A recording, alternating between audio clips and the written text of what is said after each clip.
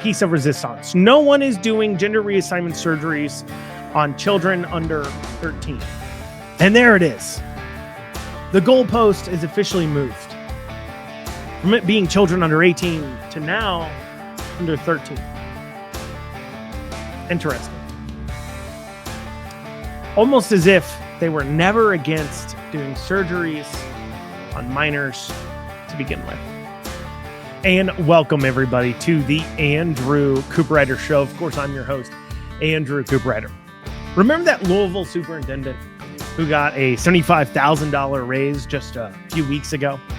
Well, that superintendent's bus plan in Jefferson County Public Schools had children getting home as late as 10 o'clock at night, 9:58 at night. Mitch McConnell indicates he is completely uninterested in impeaching Biden. Finally, I'll go over what I did to upset the left this week. We'll have all that and more coming up. But first, please like, comment, share, subscribe, all those things. I say it every show. Please do it. Hit that share button. Comment all throughout, all the parts you like, you don't like. Give me the feedback you want to give. Unless, of course, just tell me I'm doing a great job. I don't want to hear tell me I'm doing a bad job. I don't care. But give me all the feedback you can on the stories, what you like, what you don't like about the stories. If you're listening to this in the podcast format, please leave a review. You can leave a review on both Spotify and Apple, I believe, and Amazon and iHeart, wherever you're listening at. Leave that review. Make sure you've subscribed and also have signed up for notifications. And be sure to be sharing this podcast with others. As I said several times over, word of mouth is the number one way to get this information out there. And the takes, the stories, the information we cover, you don't typically hear elsewhere. You're certainly not getting the kind of in-depth discussion that we have on these topics. Well, starting us out first, the Jefferson County Public Schools, that's Louisville, superintendent. If you remember, as I said at the top, he got a raise not that long ago of $75,000, a massive, massive raise. And that was because he was just doing such a wonderful and amazing job. Well, for those of you who are unaware, Jefferson County Public Schools was having quite a lot of busing issues towards the end of last year. A lot of this was due to a busing driver shortage, they claim. Within the system. We'll talk about that here in a second, but they had all these issues. So they came into this year because they had students not making it in. At one point, imagine this, they were paying parents to get their own kids to school, paying some parents thousands of dollars to get their children to school. So they would be responsible for making sure their children got to school, whether that was hiring an Uber, putting them on a different bus, a public bus, what have you. Just was giving them money to get their own kids to school. And this was quite an issue. And so this year they decided to create a new busing plan. Now they had early indications that this busing plan wasn't going to work. What do I mean by that? Well, parents would log in to the website, the Bus Finder website, and they would discover that the child's drop-off time in the morning was later than the school even started. It was clear that this plan, as laid out, wasn't going to work. However, despite the obvious issues with the plan, obvious issues with getting it handled, they progressed forward. In fact, there was so much confusion over the bus schedule and questions about it, such as kids being picked up from different spots. So an elementary school kid being picked up in a different bus stop area than a high school kid, so on and so forth, that they put out a special hotline for you to call if you had questions about the busing. And, of course, many people did, and wait times were over 4 hours long. So this was already brewing to be quite a problem. Well, first day of school comes, and big surprise, kids are late to school. Well, after that arrival, the superintendent held a press conference. And what did he blame it on in that press conference? Well, he mainly blamed it on largely due to traffic issues. So he's quoted saying, "We had to make some tough choices." JCPS superintendent addresses busing issues. Dr. Marty Polio largely credits bus delays on the first day of school to rush hour traffic. as if I guess because they changed up some start times, it was heavier traffic than they thought it was. Though one would imagine if you are putting in place a new bus plan, you would have buses for maybe, I don't know. And maybe it's because I'm in private business, and maybe it's because I'm not an idiot, but I would take these bus drivers and maybe have them like run the route. At the time they would run the route, have them leave the bus garage at the time that they would normally leave the bus garage and complete the route in the time that it would normally take them to complete the route.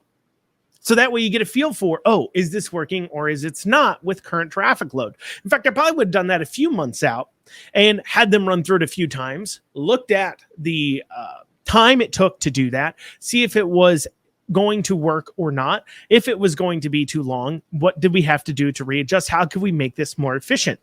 But instead of apparently practicing it or doing it, they decided to go ahead and throw them to the wolves. And this is all stated, remember, to prevent them from missing out on school. So the morning comes, says, it's just traffic. I don't think it was just traffic, though, because come that afternoon when they were dropping off students, they ran late again. In fact, the last student to be dropped off was dropped off at 9:58 p.m. Now, I don't know about you, but the traffic issues at 10 o'clock at night are generally not that bad. Now, I know Louisville's a different animal than Lexington or other parts of around the state, but I have to imagine rush hour traffic at 10 p.m. on a Wednesday night is really not that big of a deal. But I guess maybe that's it. Or maybe it's that you failed to properly plan for this process. You didn't have them do their dry runs. You didn't have them run through it. Instead, you threw it together however you wanted to. And they blame this largely on, and their first defense is saying, like, look, we've got a lot of bus driver shortages. And maybe that's the case. But as any employer will tell you, the number one way to make your shortages worse, have this kind of hectic first days. Because how many bus drivers are going to deal with these kinds of issues without raising their hand? And how much do you want to bet? Because I'd bet quite a lot. Because once again, I run businesses. I run companies. I have dozens of employees. I know how they think and operate. I've been an employee. I know how I thought and operated. And chances are, and you and I both know this, that the bus drivers had voiced their concerns for months. If this plan was out for months, it doesn't seem like it was, but they'd voiced their concerns over this so-called plan, and they didn't listen to them. And that kind of frustration within drivers causes a fair amount of them to quit. I'm sure you're going to see this a driver shortage get even worse because of improper management. But regardless, putting that to the side, driver shortages. But then you should still be aware. I think trying to pass the buck onto driver shortages or traffic is just frankly false. It shouldn't be a surprise that the last student was dropped off at nearly 10 p.m. at night. Because if you'd done your proper practice and your proper testing of going through the routes several times, so the bus drivers were aware of it, and you were aware of the timing like you should have been doing for the last several weeks, well, then nothing should be a shock at all. It should be well aware of what's going to happen or not. So either you sent them out there knowing they wouldn't get home till 10 o'clock, or you're just horrible at planning. I certainly don't think that's behavior deserving of a $75,000 raise. So how do they respond? What are they going to do? Well, they've said they're going to take off the next 2 days and use those 4 days because they're taking off yesterday and today, so Thursday, Friday, and Saturday and Sunday. And in those 4 days, they're going to reassess and reevaluate their busing plan. It's not, I know school days do creep up on you. I know it's real shocking that school starts on exactly the day you scheduled it to start. And, it's not like you've had several months of kids not needing bus where you could have looked at this plan and made the adjustments. In fact, I find it frankly shocking that you think, I need 4 more days now to reevaluate and figure this out. What have you been doing the last several months and weeks? Not practicing it? I'm just thinking of the mechanics here. Honestly, What could have happened on that day to make it so vastly different? Unless somebody called out, but they're not talking about that. And obviously the long-term solution is to fix your driver shortage. Part of that, large part of that, doesn't have to do with pay per se, as much as it has to do with the working environment. Let's face it. Many of these kids are out of control. How many stories do we see recently of young high school students, middle school students getting into brawls on the bus? I mean, how many stories are we seeing of young kids, mob actions in the streets? We saw that here recently in New York City. Of course, we've seen these types of young adult violence in cities like Louisville recently. As much as Bashir wants to hide from it, I mean, let's not forget that Bashir just conveniently forgot 100 murders that happened in Louisville in order to try to make his stats look good. But putting that to the side, you're dealing with these children who are just not well behaved. And there's a real problem there that we have to deal with as a society, not as a government. It's not the school's job. It's not the government's job, but we as a society, because this issue is being caused by simply bad parents. Or perhaps maybe the schools should spend more time trying to figure out how they're going to get the kids to school on time and a reasonable amount. Then they spend debating whether or not they're going to follow the new transgender law in Kentucky. I mean, let's keep in mind this same district that gives this guy this raise that can't get their busing right has taken several board meetings to figure out whether or not biological boys are allowed to use women's bathrooms, because truth be told, that was a greater concern to them. In fact, I had to guess in the main administrative building, they didn't spend a lot of time talking about the busing, clearly, as the problem put out.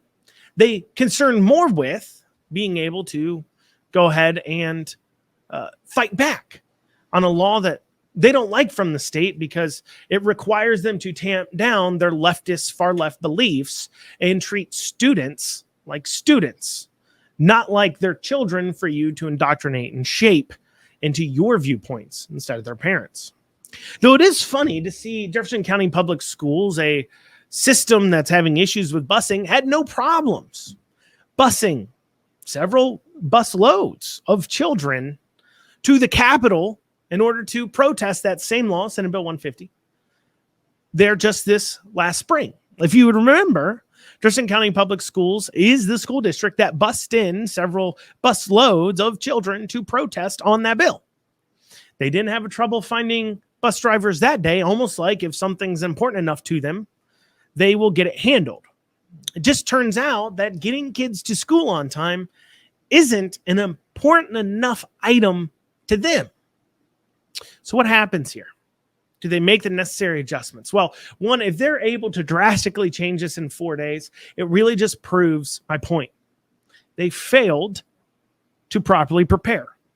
They failed to take the time they needed to make sure that one of the basic functions of a public school system, busing kids to school and then teaching them and then busing them home, worked properly. If they're really able to fix this in just 4 days.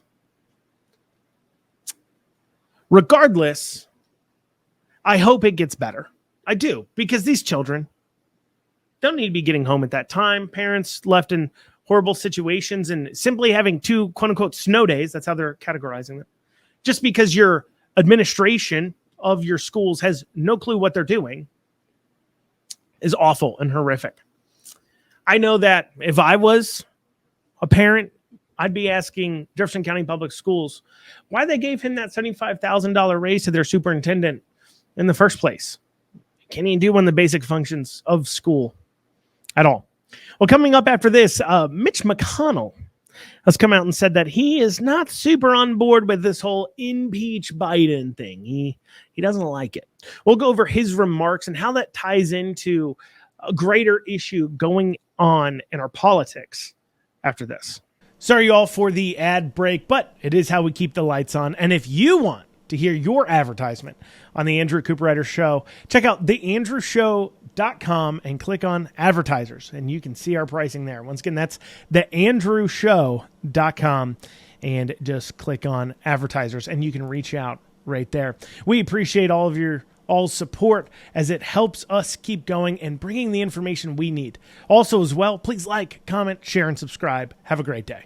Lexington Overstock Warehouse is Central Kentucky's best source for stylish new home furnishings. Don't pay retail. With our low overhead operating structure and big name brands, we offer the absolute best values on new furniture for every room. Shop online anytime at LexingtonOverstockWarehouse.com or visit our weekends only showroom located at 156 West Tiverton Way. Right now, for listeners of this show, we're offering a special discount for our online customers. Use coupon code FREEDOM for an additional 10% off your online order today. Lexington Overstock Warehouse, low overhead equals really low prices.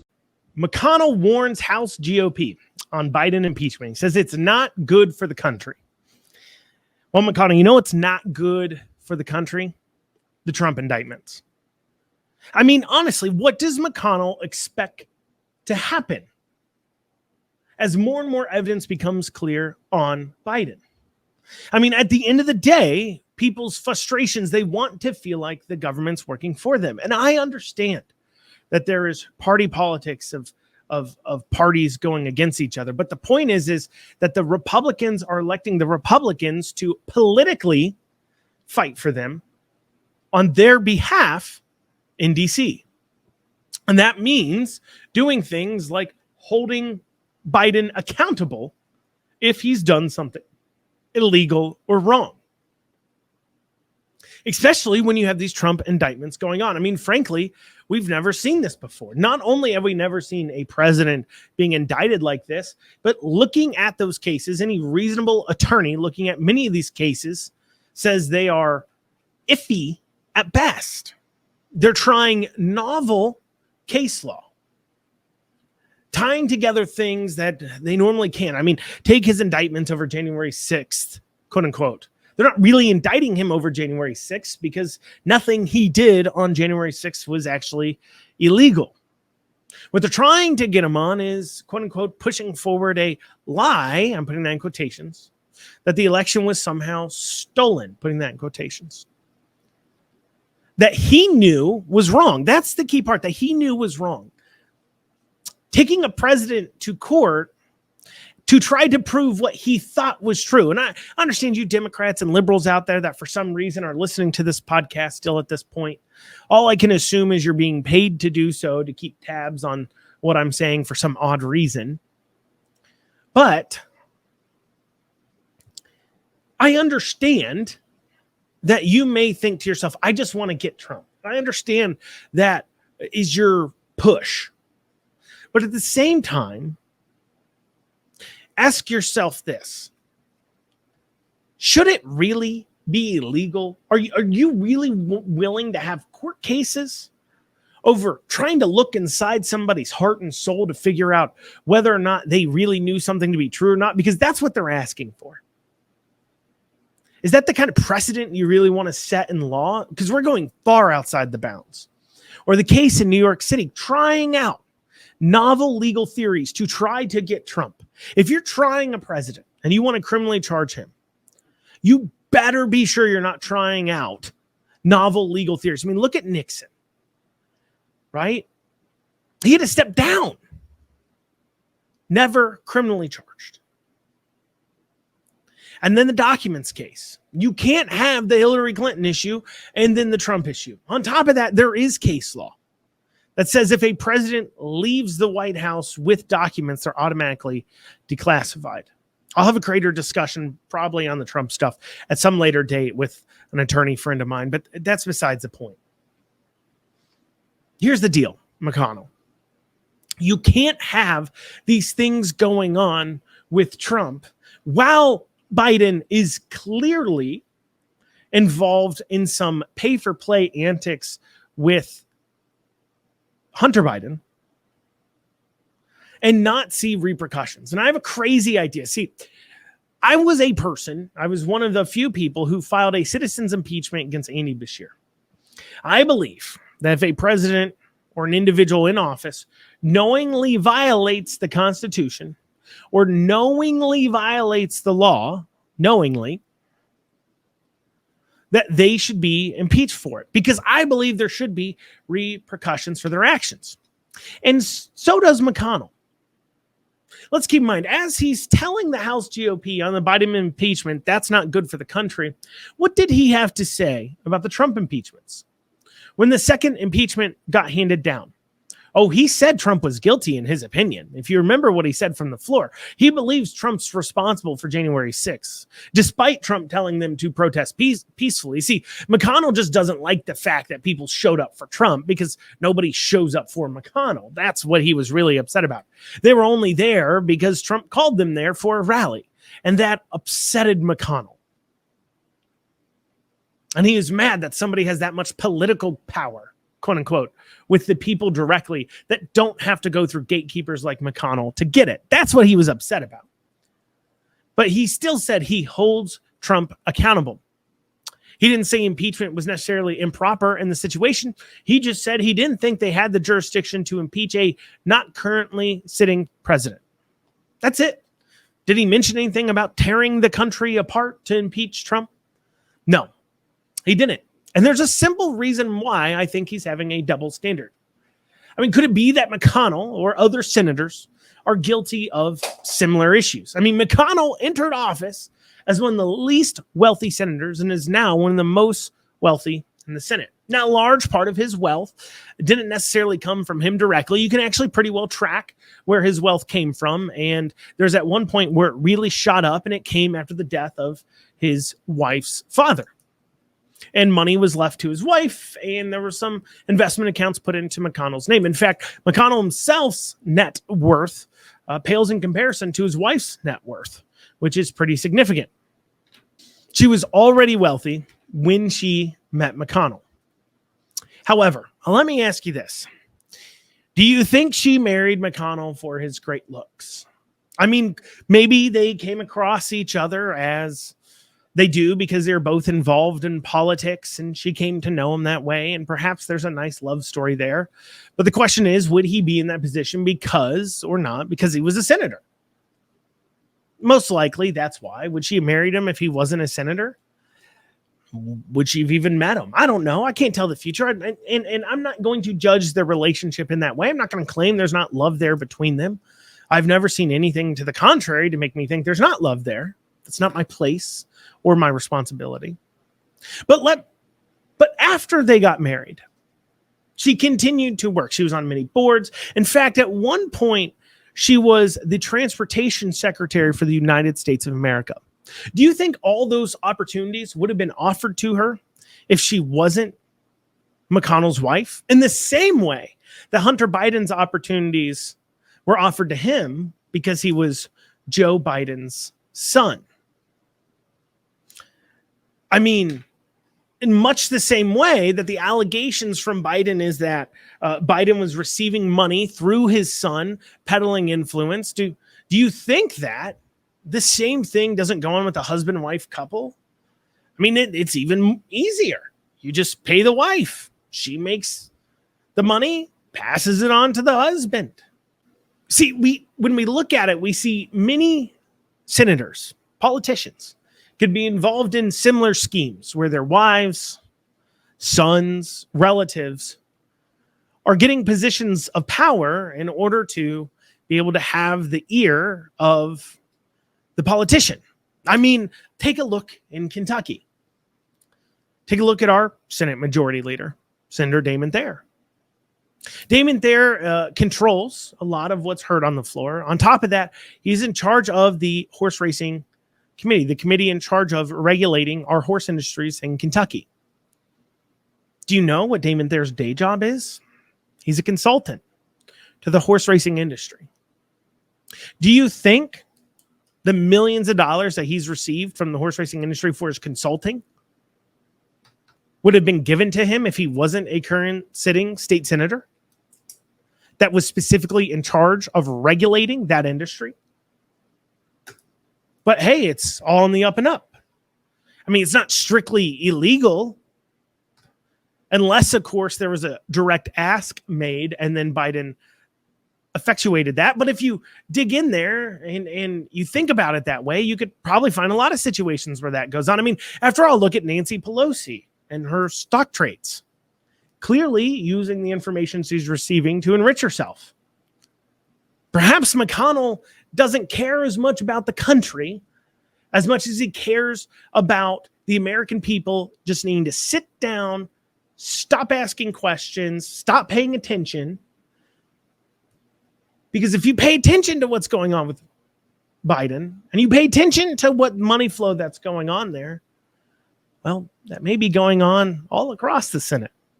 I mean, after all, for decades, longer than that, it has been the policy of both our federal and state governments to cut sweetheart deals to the same people that line the coffers of their campaign accounts and sometimes their pockets. I mean, that's the real uniparty that everyone talks about. I hear people talk about the uniparty and the D's and R's are all in it together. The D's and R's are both united in an idea, at least the establishment uniparty ones, that they need to take money from our pockets and spend on the items that they think are good investments. Look here in Kentucky. Recently, Wave 3 ran a story that was called Governor Beshear Takes Tour as Public Gets First Look Inside Blue Oval SK Battery Plant. And this is a quote from the article. It didn't just put us on the map overnight, it made us a leader, Beshear said, while touring one of the two massive buildings where the batteries for Ford electric vehicles will be assembled. And these plants up and operational are only going to bring in more suppliers, more jobs, and more national attention to Kentucky. A $5.8 billion investment and a promise of thousands of jobs are numbers that are hard to beat. Governor Andy Beshear is counting on that to win re-election as the Blue Oval Battery Park continues to take shape. Now, we as Kentuckians, you the taxpayer, gave that company almost $500 million, $410 million out of our pockets. That's not even including tax carve-outs. That is cash, free land, free training for employees. To do what? Build a plant that really won't bring economic success to Kentucky other than causing us to trade jobs. See, we're at an all-time low unemployment rate in Kentucky. Where are we going to find the people to work the jobs? We need, quote unquote, unemployment, people who don't have jobs to fulfill these jobs coming in. Otherwise, we're not creating jobs, we're trading jobs. And this is only creating a further divide and creating those two classes, really, I guess you'd call it three classes of citizens. An ultra wealthy, a class of the working citizens, and then a class of citizens that are being taken care of by the government. And that's it. Gone is the lower, middle, and upper classes. Gone are middle, upper, lower, middle, upper, lower. Gone are those classes, the classes that I remember growing up with. Why? Because the small business owners, those medium people, a lot of times those upper, middle, lower, upper classes, well, the people that didn't necessarily have millions of dollars or billions of dollars, were made up of small business owners or made up of general managers of medium-sized companies.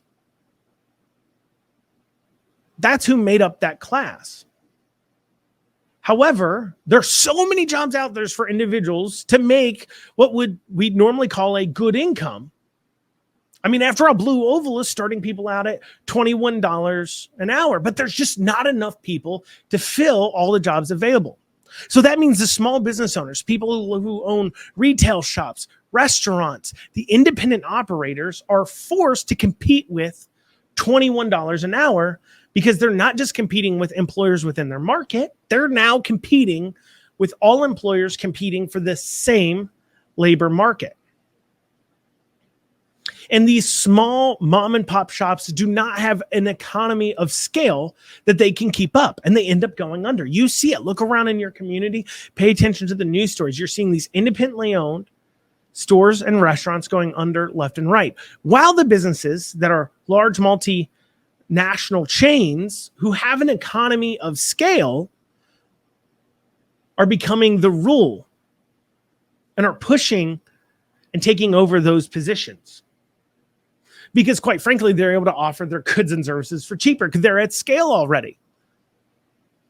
You see the small mom and pop business that maybe owns a few places are trying to pay their mortgage and their rents, their cars, their pay for their kids to go to school, all off just those two locations. The large multinational corporations, they can survive off of just maybe making $1 a transaction because they're seeing such a large scale. But the small mom and pops, $1 a transaction doesn't even pay the rent. This isn't capitalism causing it. It'd be fine if it was.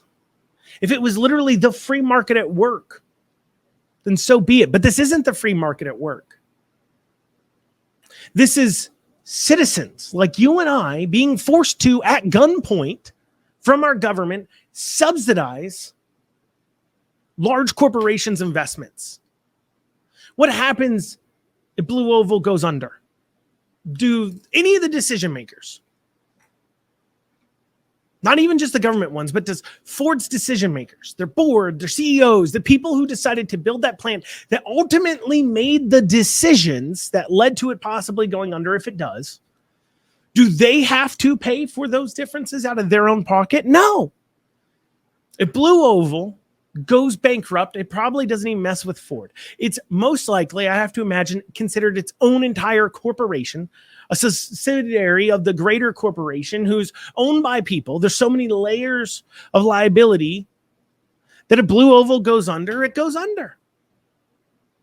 Nobody loses anything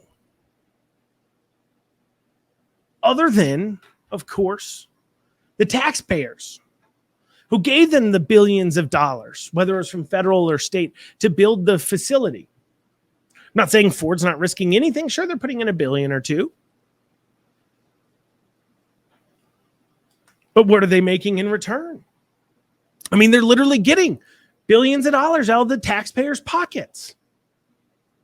This is not capitalism.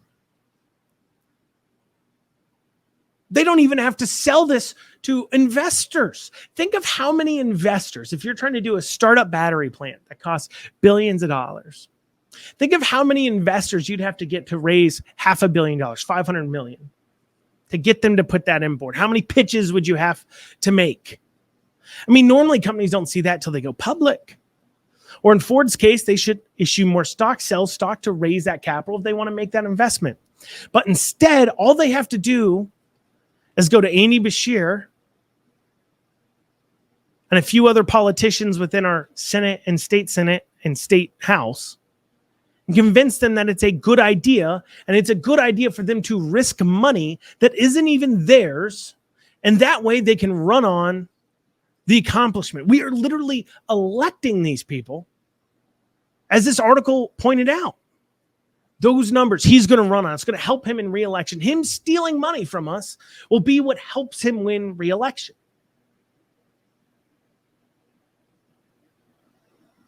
How do we fix this? Well, first we remove politicians like McConnell, like Beshear, the uniparty types that believe that government creates jobs, that government makes investments, that believe it's somehow government's role to do anything else in private business but get out of the way. That somehow believe, I mean, the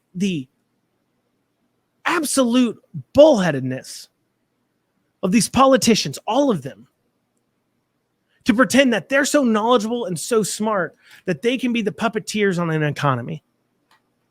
Whether it's our Federal Reserve thinking the same thing. That's why when people say, like me, say in the Fed. Because there's a small groups of people that think they're puppeteers that can control the markets, and they're not risking their money or their livelihoods, they're risking ours.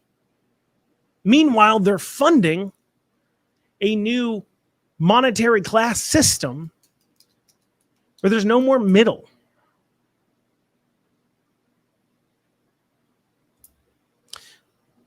And as long as we continue to vote off of 30-second ads and the little mailers we get in the mail or the little hangers on the door dropped off by some person who's probably from 3 states away that's just also working a job and has no idea who they're working for and will not be subjected to their policies. These are paid door knockers that come from out of state. Most of the time, they're not often your local volunteers that don't have to live with the policy decisions that they're pushing forward. But as long as we continue to vote off that, things that, by the way, are paid for by donations that are coming from the same companies that want to continue stealing from our pockets, that are supporting the people who will continue to enrich them. As long as we keep voting from that, we will keep making the same mistakes.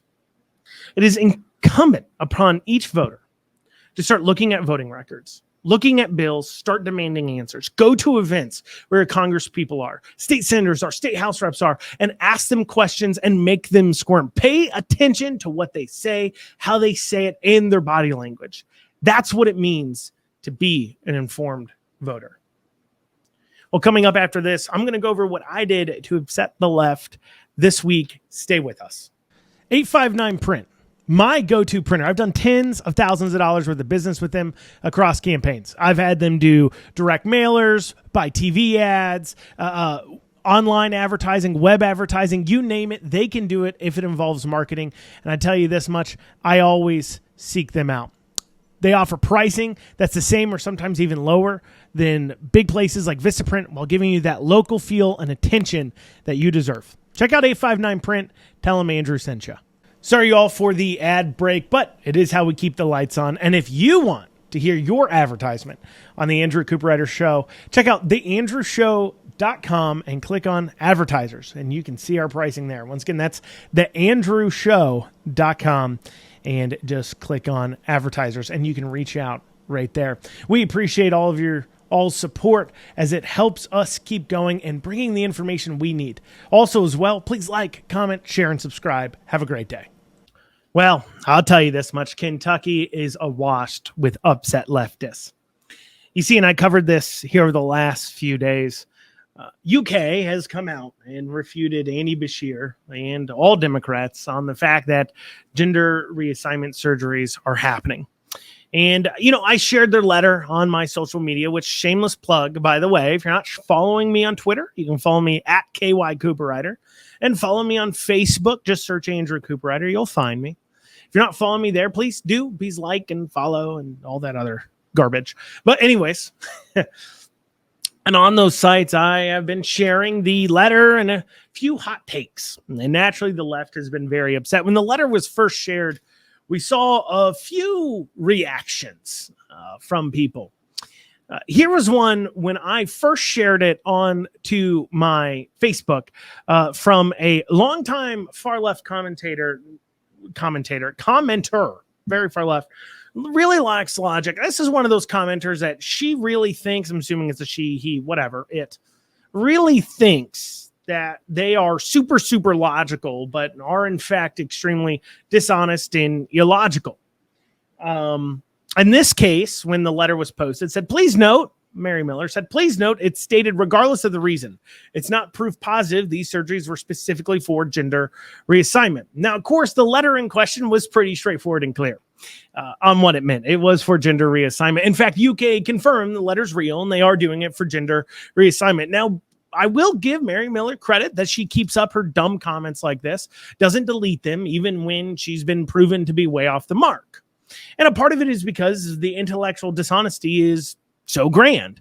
I mean, after all, speaking of another person reacting to the letter, now this wasn't on one of my posts, but this was on a post that Austin Horn had made, who wrote that Herald Leader article about it when the first articles wrote about it.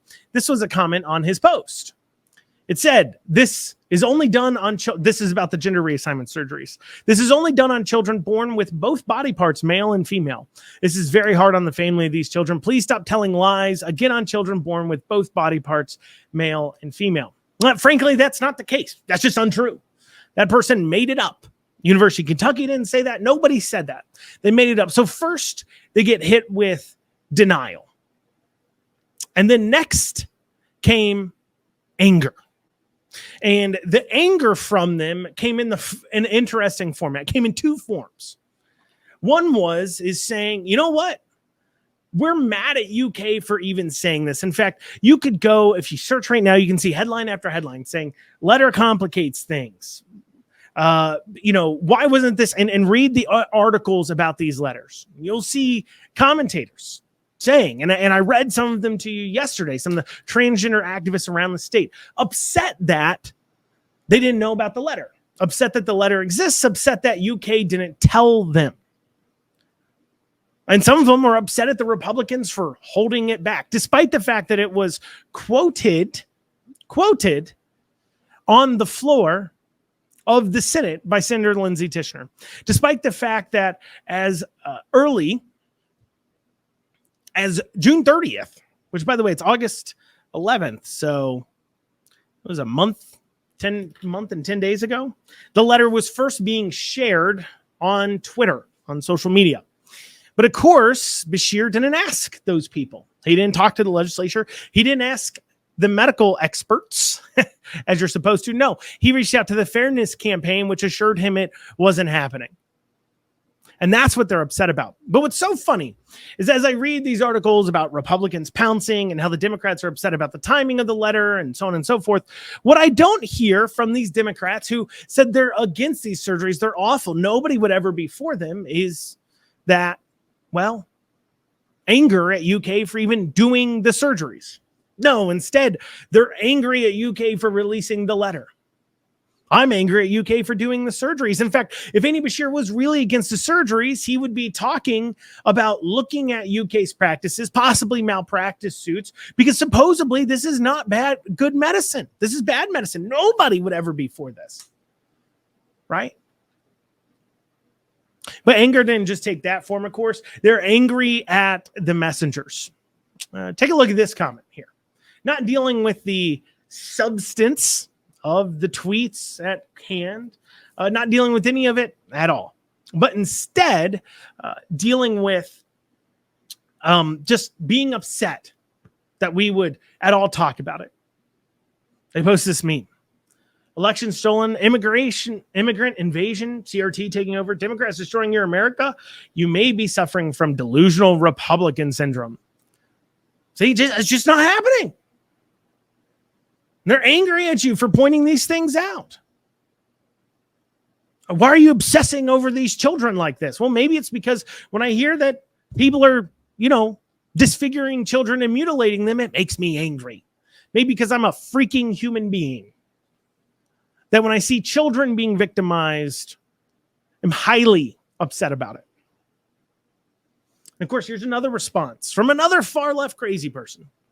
Saying, I wonder if Andrew remembers a time before his politics became so much about hating trans people and trans kids. What about hating immigrants and gay people and teachers and single moms and Muslims?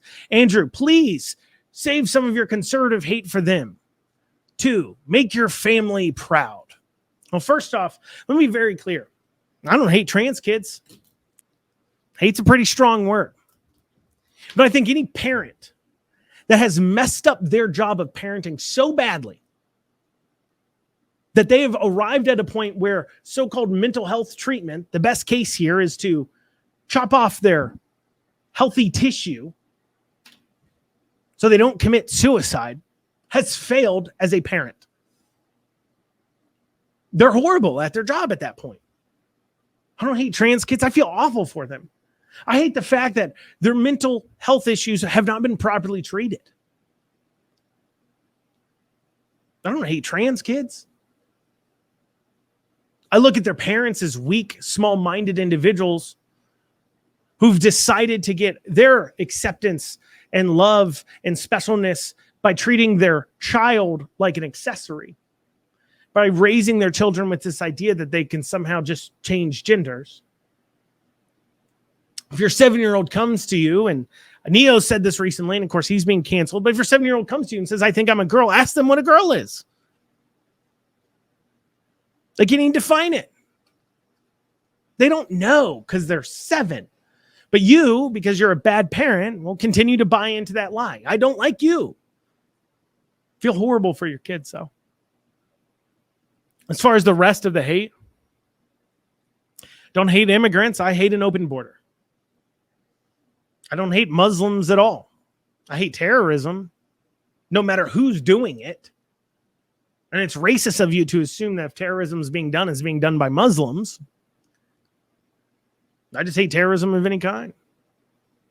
In fact, if you rewind to a few weeks ago, I defended a Muslim woman's religious rights when they're violated by the Lexington Detention Center. But of course, that's what they have. They can't actually deal with the problem in front of them because, well, frankly, they're on the losing side of this issue and they know it. Instead, they have to name call and get angry and upset. Not upset at UK for doing the surgeries, upset for not telling them. Not upset and arguing with us on our points that these surgeries are wrong, but instead trying to attack us as individuals instead of trying to attack our ideas. And finally, they moved on to their new narrative of acceptance. Take a look at this response to when Austin Horn tweeted out his article.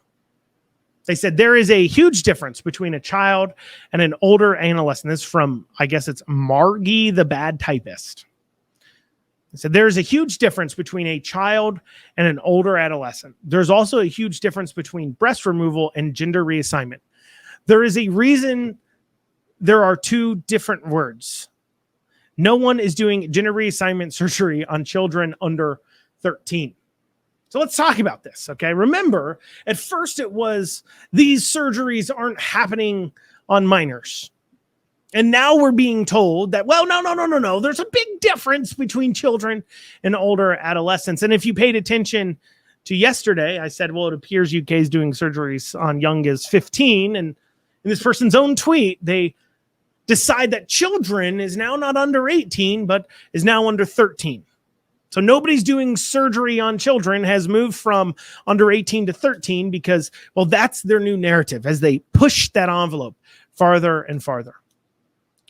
And then this completely moronic individual comes out with their next statement. There's a huge difference between breast removal and gender reassignment. Is there, though? What is that difference? And I said this, I think, in my podcast this week. Please slowly explain to me what the difference is. You're doing surgeries on minors because they believe they're a different gender, yeah? So what's the difference? Where the surgery is located? It's like saying there's a difference between chopping an arm off and chopping a leg off. No, you're chopping. If both are healthy, they're the same thing. There is not a huge difference. The reason why there's two different words is because, well, in medicine, you typically have two different words for surgeries that take place in different places. If you're having joint surgery on your knee and joint surgery on your elbow, the surgery's called two different things, but it's still a surgery to fix a joint. And then they give us the piece of resistance. No one is doing gender reassignment surgeries on children under 13. And there it is. The goalpost is officially moved from it being children under 18 to now under 13. Interesting.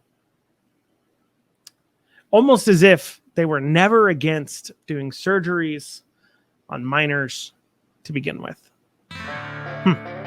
Well, that's what we have time for on the Andrew Cooperrider Show. Thank you all for joining us this week. And we'll have a new episode on Monday, 1 o'clock. Remember, tell your friends, tell your family members, get the word out, share the show. Y'all have a great rest of your day.